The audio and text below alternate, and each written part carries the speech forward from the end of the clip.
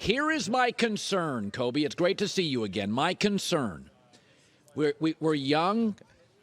We got a good spirit. We're passionate. But you know what? I think we're a little pretty.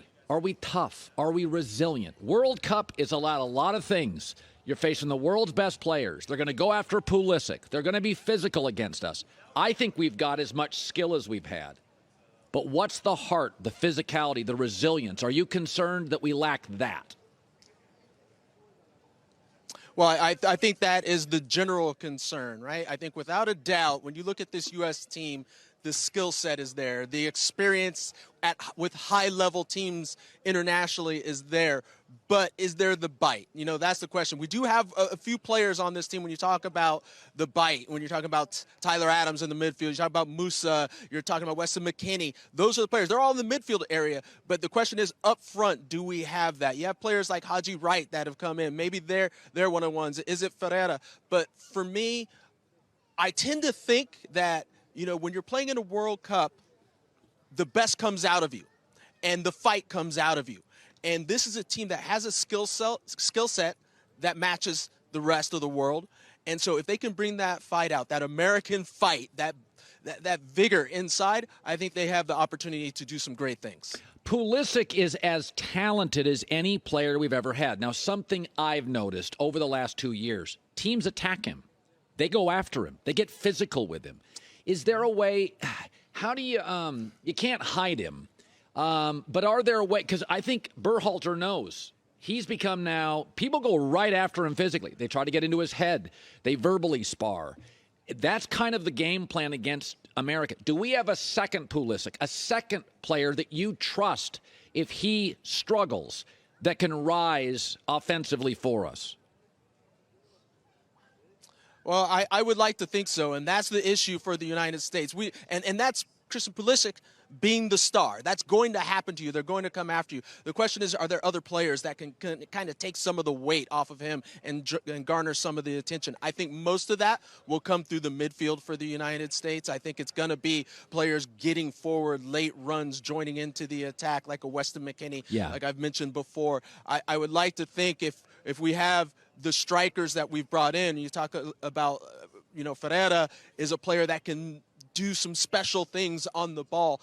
The only thing is he's not as well known as Pulisic. So it's going to be that situation. He's going to have to make a statement early on to draw that attention away from all the other defenders, that they're going to have to focus on him instead of Pulisic to help him out. The Qatar, let's talk about Qatar, the experience. So listen, soccer players travel the world. We know that. That's what you do. You're often in foreign territory in the world. It's Qatar. It's the heat. Brazil had some of that. The heat. Your takeaway on what you're experiencing so far about this? Well, if we're talking about the Qatari culture right off the bat, there were some expectations that were met. It is rather warm, you know, at night, not too warm, actually. There's a lot of talk about the stadiums being having cooling systems, which I've heard have been absolutely fantastic so far, you know, beforehand. But then just like the Qatari experience, the city, the culture, the people, that's been fantastic, you know, all the way through. This is a new city that is I think blowing everyone's mind away about how nice it is, how bright it is, how vibrant it is, with people everywhere just kind of enjoying the nightlife. When you look at our group stage, I've said before, I think Brazil's the best team. Canada will be the most surprising. England's the most fascinating. We will play England in a week from today. I think it'll be the most viewed soccer game United States men's national team has ever played. So it's a week out, and I know it's our second game. What should we expect? What are we looking at with England and America? Are they that much talented, more talented than us? Look, it's a very talented squad in England. And look, we're going to match up on Black Friday, right? So when you look at this matchup, you're talking to a lot of the English and the English fans and the pundits, and they're talking about how they're going to completely dominate the U.S. teams. They had similar statements, you know, 2 World Cups ago when it ended up a tie and the U.S. came out on top of the group. So I don't put a whole lot of stock into that. it is a team that I expect thinks that they are much better than the United States. So I expect them to press and try to put that pressure on our back line. For the U.S., it's really going to be about, can you absorb that pressure and get the ball to the midfield? That's where our strengths are. That's where we can match up with England. We can play through areas. And then you put some players out of position in England, then you have that opportunity to counter. And we have the pace with players like Pulisic, and you're talking about a variety of players up top, Ferreira as well, that can do some damage. I do believe we get out of the group stage. What will you need to see early, Cobi, that will leave you believing against Wales, okay, that's the right mindset? What will you need to spot as an expert in this in the first 45 minutes that you'll be like, yes, that's working, we're going to be okay? I need to see the U.S.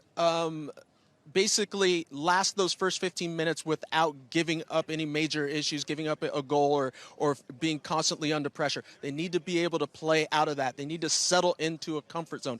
It's a young team. Yes. So there may be some nerves early on in this match. So if they can get through that and get into just a rhythm and establish their play in the midfield, I think this is a team that can get the result against Wales. And you get 3 points against Wales, all of a sudden, everything's looking a whole lot brighter. They say if you win the first game in your group, you have an 80-something% chance of going through to the next round. So that's extremely important to get that result against Wales. By the way, you played in 11 World Cup games.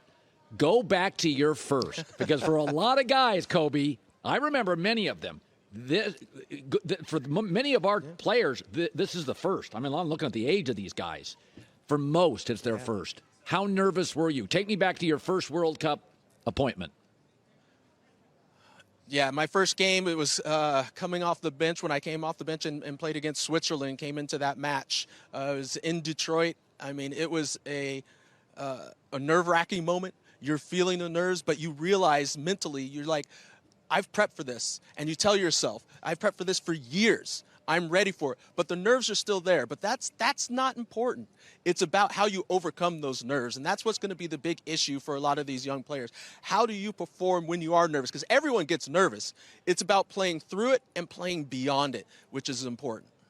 Cobi Jones, Fox Sports. The set is staggering. It's absolutely beautiful. I cannot wait to watch. The first game for the States is Monday, 1 Eastern against Wales. Thank you so much for stopping by. Hi, everybody. Thanks for watching. Subscribe here to get the latest from the show. Also, be sure to check out more of the best clips from The Herd or go watch a few segments from other shows on FS1.